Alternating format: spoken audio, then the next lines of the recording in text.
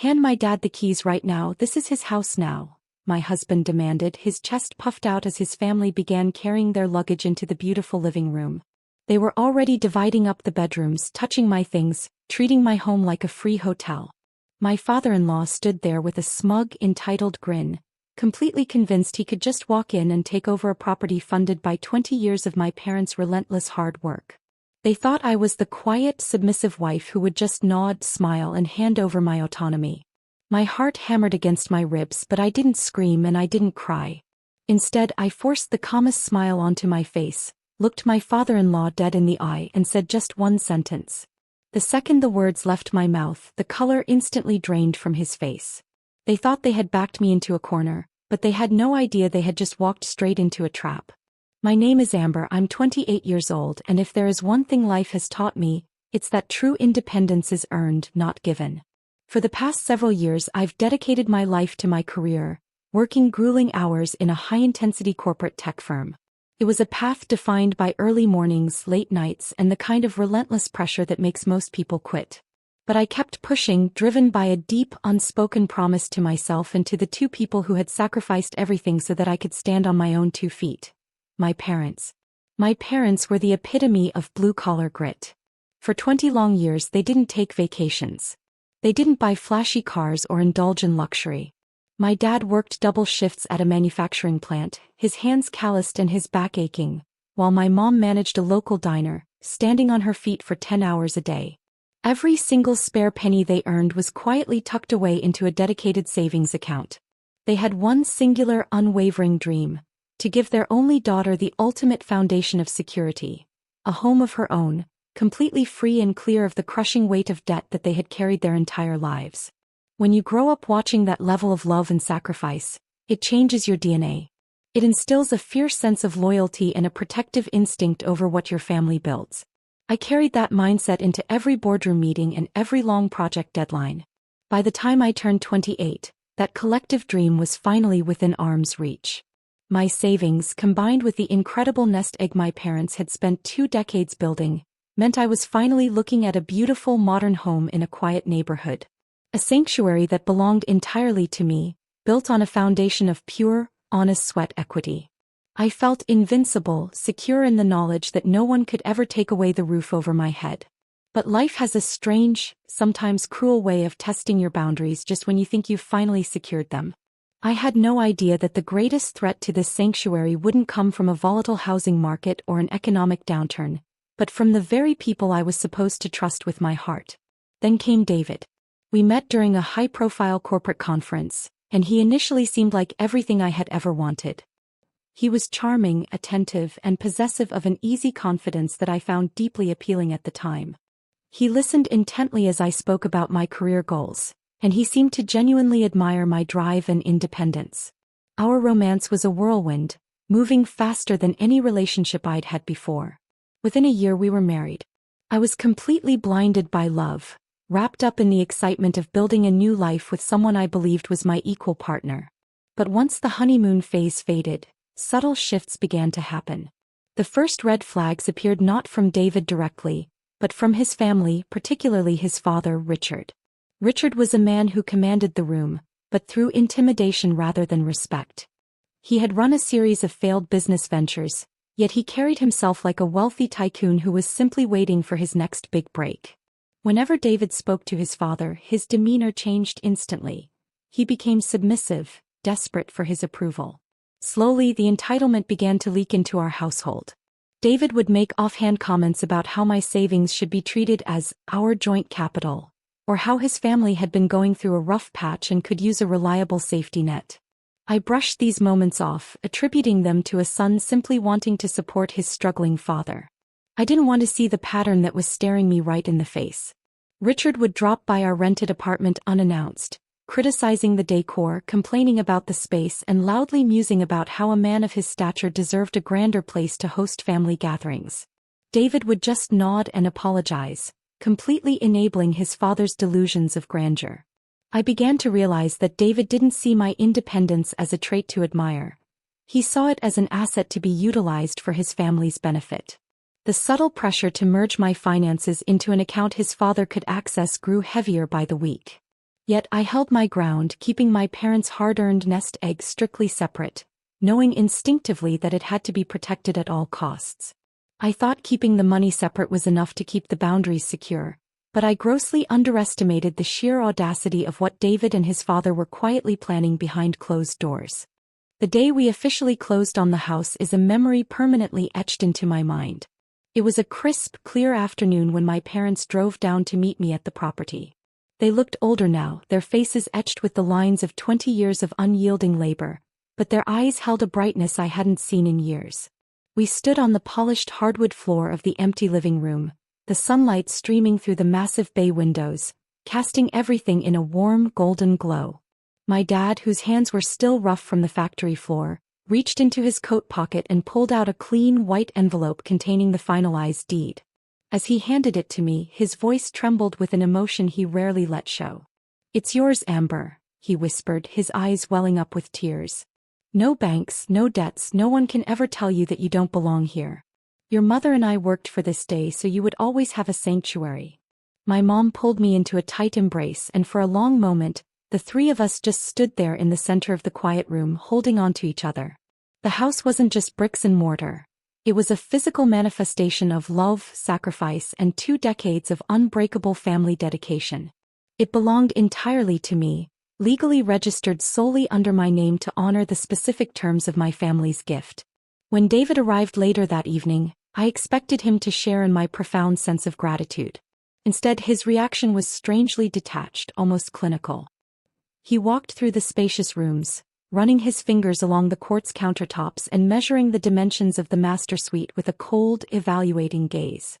"Wow," he murmured, a calculating smile touching his lips. "Your parents really outdid themselves. This place is worth a fortune. Think of the kind of leverage this gives us." I felt a sudden, uncomfortable chill at his choice of words. To me, the house was a sacred shield of security. To David, it was clearly an asset to be calculated, exploited, and weighed for its financial potential. I tried to shake off the uneasy feeling, telling myself he was just overwhelmed by the scale of the gift. But deep down, a quiet warning bell had begun to ring, signaling that the sanctuary my parents had sacrificed everything to build was already being viewed as a prize to be claimed. The transition from moving boxes to actual living should have been a time of peace, but that illusion shattered exactly 3 days after we unpacked our final carton. It was a Saturday afternoon, and I was looking forward to a quiet weekend adjusting to the new space. Suddenly, the heavy front door swung open and the loud, booming voice of my father-in-law, Richard, echoed through the grand foyer. I walked out of the kitchen startled, only to find David standing right behind him, holding a massive set of luggage that clearly didn't belong to my husband. David hadn't breathed a single word to me about any visitors, let alone an extended stay. Richard didn't even bother to greet me or offer a simple congratulations on the new home. Instead, he strode past me into the center of the living room, his heavy boots scuffing the pristine hardwood floors my parents had painstakingly selected. He threw his expensive wool coat onto my brand-new cream-colored sofa and spun around, a look of critical evaluation on his face. "The crown molding is a bit basic," Richard remarked loudly to David, completely ignoring my presence as if I were a hired housekeeper standing in the corner. "But the square footage will do nicely. It's about time this family had a property that reflects our actual standing." I stood frozen for a moment, the sheer audacity of his behavior catching me completely off guard. When I looked at David, expecting him to defend our privacy or apologize for the sudden intrusion, he refused to meet my eye. Instead, he rushed forward to place his father's bags down, laughing nervously and nodding along with every critical remark Richard made. "I told you you'd like the layout, Dad," David said, his voice dripping with an eager, submissive desire to please.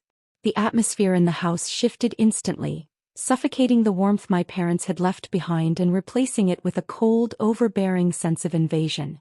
Richard began pacing the perimeter of the room, touching the fixtures, looking out the windows, and acting exactly as if he were a king inspecting a new piece of territory he had just conquered. A sickening realization began to dawn on me. This wasn't an impromptu housewarming visit at all.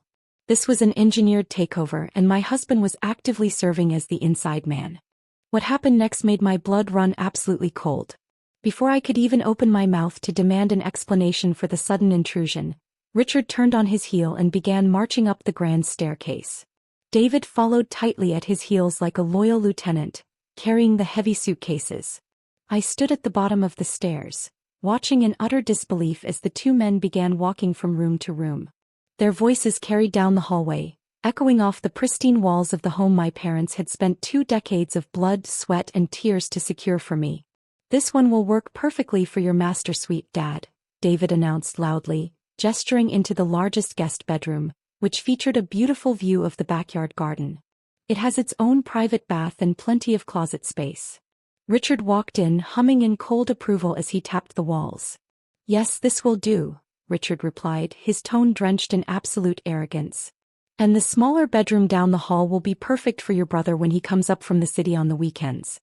He can keep his extra suits there." They were actively dividing up the layout, completely ignoring the fact that I was standing right there, the sole owner of the property. It was a systematic, calculated erasure of my presence and my boundaries. David was handing out pieces of my sanctuary to his family members as if it were a public commodity he had every right to distribute. Not once did he turn to ask my opinion, and not once did he acknowledge that this entire property was funded by the 20 years of sacrifice my own parents had endured. They didn't see a home built on love and hard work. They saw a massive, unearned asset that they could simply claim through sheer intimidation and marital pressure. The entitlement radiating off both of them was suffocating, and I could feel a hard, cold anger beginning to take root deep within my chest as I watched my husband comfortably play the role of the generous host using my family's life savings. I froze at the bottom of the stairs, my knuckles turning white as I gripped the banister. The sheer disrespect echoing from the upper floor was suffocating, and a sharp, definitive realization washed over me. If I didn't draw the line right now, I would lose control of my own life and the sanctuary my parents had sacrificed everything to give me. I took a deep, steadying breath, preparing myself for the confrontation that was about to unfold. But before I tell you the shocking sentence that changed everything and turned my father-in-law completely pale, I want to take a quick pause. Please comment the city or country you are watching from right now. I really want to see how far my story has reached and how many of you stand with me against this kind of absolute entitlement. As I stood there listening to David and Richard finalize their plans to move the rest of their family into my home, the shock began to fade, replaced by a cold, unwavering clarity. They truly believed they had engineered the perfect takeover. They thought I was too weak, too polite, or too intimidated by their aggressive confidence to stand up for myself. But they didn't realize that the same grit my parents used to build this future had been passed down directly to me. I wasn't about to let 20 years of honest, hard work be stolen by people who hadn't contributed a single drop of sweat to my success. I walked up the stairs, my footsteps silent but deliberate, ready to face them head-on. I reached the top of the stairs and stepped into the hallway, my gaze locking onto David and Richard. They were standing in the middle of the large guest room, gesturing toward the windows as they discussed structural changes they wanted to make. The sheer arrogance of their conversation hung heavily in the air, but I kept my composure, refusing to let my anger show on my face. When David finally noticed me standing in the doorway, he didn't look guilty at all. Instead, a smug, demanding expression settled over his features, as if he had finally achieved the position of power he had always wanted. He walked toward me, his boots clicking loudly on the floorboards, with Richard following closely behind like an expectant landlord. "Ah, Amber, there you are," David said, his voice entirely devoid of the warmth he used to fake when we first met. He held out his hand, palm up, in a sharp, demanding gesture that left absolutely no room for discussion. "Hand my dad the keys. We've already decided how to arrange the rooms, and he needs his own set so he can come and go as he pleases while he gets settled in." Richard crossed his arms, leaning back with a smug grin that practically celebrated their perceived victory over me. The psychological pressure in that narrow hallway was intense. The two men stood closely together, effectively cornering me, using their physical presence and booming confidence to make me feel small and powerless in my own house. They truly believed that under this kind of direct, aggressive pressure, I would fold like a deck of cards. They expected me to reach into my purse, hand over the keys, and quietly accept the fact that my home was no longer my own. But as I looked at my husband's outstretched hand, the fear they expected me to feel completely vanished, replaced by an unbreakable sense of resolve. I knew exactly what they were trying to do and I knew exactly how to stop them. I stood up straight, letting the silence stretch between us until David's outstretched hand began to waver slightly. The smug grin on Richard's face remained fixed, an insufferable mask of unearned victory. They expected tears or perhaps a timid argument they could easily shut down with loud voices and practiced intimidation. Instead, I let a calm, polite smile spread across my face, a smile that completely threw them off balance. I looked past David's hand and locked my eyes directly onto my father-in-law, whose posture stiffened under my sudden, unwavering focus. You won't be needing any keys, Richard, because neither you nor your family will ever set foot past this threshold again, and the bank fraud investigator handling your shell companies already has your new address. The words fell like heavy stones into the quiet room.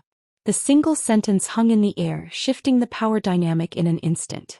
David's hand dropped to his side, his mouth opening slightly in confusion, while Richard's smug expression froze completely. The absolute certainty in my voice left no room for them to pretend I was bluffing. I didn't yell and I didn't lose my temper. I simply stated a cold, undeniable fact that struck right at the heart of the secret they thought they had hidden so perfectly from me. They had spent months treating me like an clueless bystander in my own life, never realizing that I had been quietly paying attention to every single detail. The silence that followed was deafening. The aggressive, booming confidence that had filled the hallway just moments before vanished entirely, leaving behind two men who suddenly realized they weren't the predators in this house anymore. They were completely trapped. The transformation that came over Richard was instantaneous and absolute. The deep, ruddy color that usually flushed his face from his loud outbursts drained away in a matter of seconds, leaving his skin a sickly ash-gray pale. The smug, arms-crossed posture he had held so proudly collapsed entirely as his arms dropped limply to his sides, his shoulders slumping under a sudden weight. His chest heaved as he attempted to draw a breath, but his throat seemed to constrict, producing only a faint dry gasp that cut through the absolute silence of the upstairs hallway. He stared at me with wide, unblinking eyes that were suddenly filled with absolute terror rather than the cold calculation he had used just minutes before. I watched as his large, calloused hands began to visibly shake, a tremor he desperately tried to hide by shoving them deep into his coat pockets, though the fabric continued to twitch erratically. David looked back and forth between us, his gaze darting from my calm, smiling face to his father's completely shattered demeanor, his own confusion rapidly morphing into a cold panic. "Dad? What is she talking about?" David stammered, his voice losing every ounce of its demanding authority and dropping into a weak, frightened pitch. But Richard couldn't answer his son.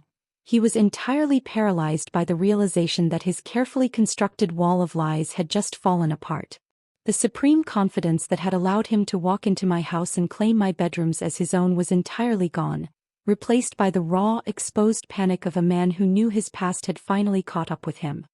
He took a fragile step backward, his heavy boots stumbling slightly against the edge of the hardwood floor, looking less like a commanding family patriarch and more like a cornered fugitive who had completely run out of options. David's panic was frantic, but I didn't give him a chance to spin another lie. I walked past them down the hallway, gesturing for them to follow me to the kitchen. On the pristine quartz countertop sat a neatly stacked pile of documents, the evidence of a betrayal that went far deeper than a simple desire for a free room. Over the past 3 months, while David thought I was completely absorbed in my demanding tech job, I had noticed unusual activity on our joint household accounts and strange, frantic phone calls he would take late at night in the garage. My corporate background had trained me to follow the numbers, and what I found was horrifying. Richard's various failed business ventures weren't just bad luck. They were a web of intentional deception. He had established a series of fraudulent shell companies to siphon money from unsuspecting investors to cover his escalating personal debts. But as the walls began to close in on him, he and David had devised a sickening plan. They were planning to use my credit, my career standing, and ultimately the house my parents were buying to secure massive commercial loans under my name, effectively transferring all of Richard's criminal financial liabilities directly onto me. They had fully intended to turn my sanctuary into a financial shield for their corporate fraud, leaving me and my parents holding a multi-million-dollar debt while they walked away clean. David had actively been copying my financial signatures and downloading my corporate credentials from my laptop while I slept. They thought I was an easy target, a trusting wife who wouldn't look closely at the paperwork they were preparing behind the scenes. They had no idea that the moment I found the first forged signature on a dummy loan application, I had bypassed our family lawyer entirely and gone straight to federal financial investigators. Every single text, email, and fraudulent transfer had been meticulously tracked, logged, and handed over to the authorities. They weren't just losing a place to live. Their entire house of cards was falling down. I stood by the counter, tapping the thick stack of papers with my fingers as David and Richard slowly walked into the kitchen, their faces completely drained of their former confidence. David tried to step forward, his hands raised in a weak, defensive gesture. "Amber, please, you're misunderstanding the paperwork," he stammered, his voice trembling as he glanced at the documents. "We were just looking for ways to invest in our future together. It was a joint family strategy." I let out a soft, cold laugh that cut him off entirely, refusing to let him spin another deceptive web in the home my parents had built. "There is no our future in this house, David, and there never will be," I said, my voice cutting through the tense air like a knife. I flipped open the top folder, revealing the pristine legal deed to the property alongside a specialized asset protection trust document. Before a single dollar of my parents' life savings was touched, and long before we signed the closing papers, I had my family attorneys draw up an ironclad legal structure. This entire property is held under a private premarital trust that is completely separate from our marriage. I turned the pages, showing them the bright red legal stamps that solidified the protection. "Not only is this house entirely out of your reach, but the trust explicitly forbids the property from being used as collateral for any loans, commercial or personal, without the explicit notarized consent of my parents. Your plan to forge my signature on commercial loan applications to clear Richard's debts was dead before you even conceived it." David stared at the clauses, the reality of his total failure sinking in as he realized every single loophole had been anticipated and sealed shut. James Mitchell, the private investigator and legal expert I had quietly retained, had helped me coordinate these exact countermeasures weeks ago. We had ensured that the moment David attempted to access my corporate credentials or copy my financial signatures, an automated legal freeze would lock down the accounts and flag the activity directly to the compliance department. They had spent months treating me like a pawn in their financial games, completely blind to the fact that I had built an unbreachable legal fortress around my family's legacy. They were completely stripped of power, caught red-handed, and legally trapped with absolutely no way out. The silence in the kitchen shattered as the realization of their absolute failure finally took hold. David turned on his father, his face contorted with a mixture of rage and terror. "You told me she wouldn't notice," David shouted, his voice cracking as he pointed a trembling finger at Richard. "You said she was too busy with work to look at the accounts. You promised me this would fix everything, and now my entire life is ruined because of your failing businesses." The false unity they had displayed just moments before vanished, replaced by a bitter, desperate blame game. Richard's pale face flushed with anger as his son turned on him. He slammed his hand down on the counter, though the gesture lacked any real power now. "Don't you dare blame this on me," Richard hissed, his voice dropping into a harsh, defensive whisper. "You were the one who couldn't copy the signatures correctly. You were the one who left the digital trail. I was trying to save this family and you botched the execution." They stood trading insults in the middle of my kitchen, completely exposing the ugly truth of their relationship. A partnership built entirely on greed, exploitation, and mutual manipulation. I stood back, watching the spectacle with a calm, detached expression. The two men who had stood so proudly in my hallway, boldly dividing up the rooms of my sanctuary, were now reduced to arguing like cornered thieves turning on each other. There was no loyalty between them, no real family bond, only a shared desperation to escape the consequences of their own actions. Seeing them fully reveal their true colors right in front of me washed away any remaining doubts I had about my marriage. The illusion was completely gone, leaving only the reality of the people they truly were. "Enough," I said, my voice cutting through their frantic shouting like a physical barrier. They both froze, turning to look at me as if they had forgotten I was even in the room. I walked over to the heavy front door, pulled it wide open and gestured toward the empty driveway outside. The warm afternoon air spilled into the foyer, but the tension inside remained ice cold. "This pathetic circus ends right now. Both of you will pick up your bags, walk out that door and leave this property immediately." David took a step toward me, his eyes wide with a desperate, pleading look that disgusted me. Amber, please, we're married. We can talk about this, we can fix it, he begged, his voice cracking. I didn't blink. There is nothing to fix, David. You didn't see me as a wife. You saw me as a financial target. You systematically violated my trust, my career, and the sacrifice of my parents to bail out your father's criminal behavior. I looked at Richard, who was still silently staring at the floor, his hands deep in his pockets. And you, Richard, can take your delusions of grandeur somewhere else. You wanted a grand estate to reflect your standing? Well, you can explain your standing to the federal investigators. Richard didn't say a word. He slowly walked past me, grabbing his heavy wool coat from the sofa on his way out. David followed closely behind, dragging the massive suitcases he had carried up the stairs with such pride just an hour ago. I stood firmly by the door, watching their defeated figures walk down the driveway until they reached their car. The moment they pulled away, I closed the heavy oak door and turned the lock, a loud, definitive click echoing through the quiet house.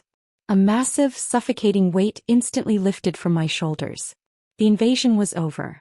I walked back into the living room, looking at the sunlit space that belonged entirely to me. My sanctuary had been tested, but it had stood strong, thoroughly cleansed of their entitlement and greed.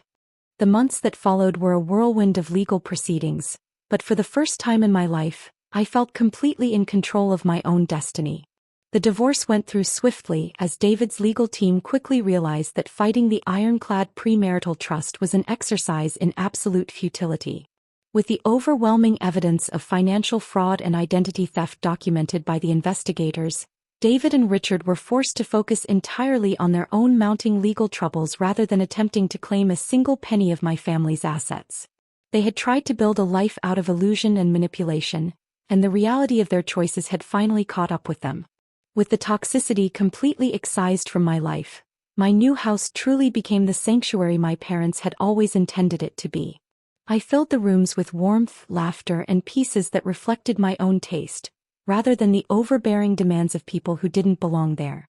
My parents became regular visitors, sitting on the sunlit back patio drinking coffee, and looking out at the garden with a deep, well-deserved sense of pride.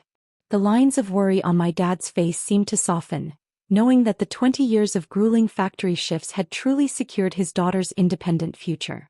My career continued to flourish, fueled by the same focus and determination that had protected me during the storm.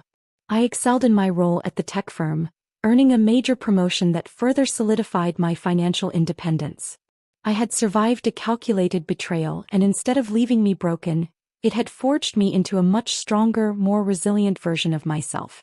Walking through my front door every evening, hearing the quiet peace of a beautiful space built on honest hard work, was the ultimate victory.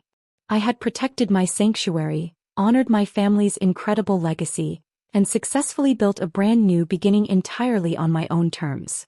Standing in my garden as the evening sun dips below the horizon, I often look back at the moment David demanded those keys. It wasn't just a test of my home's security. It was a defining test of my own boundaries, self-worth, and character. For a long time, I believed that being a supportive partner meant staying silent and letting things slide, even when my instincts told me something was deeply wrong. But true strength isn't about maintaining a false peace at the expense of your own dignity. It's about having the courage to stand up, speak the truth, and protect the things that matter most, no matter how intimidating the pressure against you might feel. My parents spent 20 years working themselves to the bone to give me a foundation of absolute security, and my ultimate victory was ensuring their massive sacrifice wasn't exploited by greed. Today my life is entirely my own, built on honesty, resilience, and an unshakable sense of independence that no one can ever take away from me again. Now I want to hear from all of you who have followed my journey to the very end. What would you have done if you found yourself standing in my shoes in that upstairs hallway? Would you have stayed quiet to avoid a massive scene, or would you have stood your ground exactly the way I did? Please leave your thoughts and share your own experiences in the comments section below. I read every single one of them. Thank you so much for watching, for supporting my story, and for standing strong with me today.